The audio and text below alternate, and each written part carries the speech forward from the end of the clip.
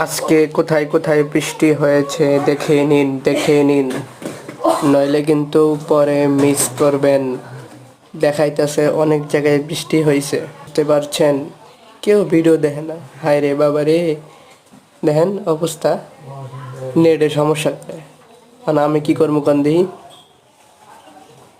একটু পর নেট বন্ধ হয়ে যায়, আবার চালু।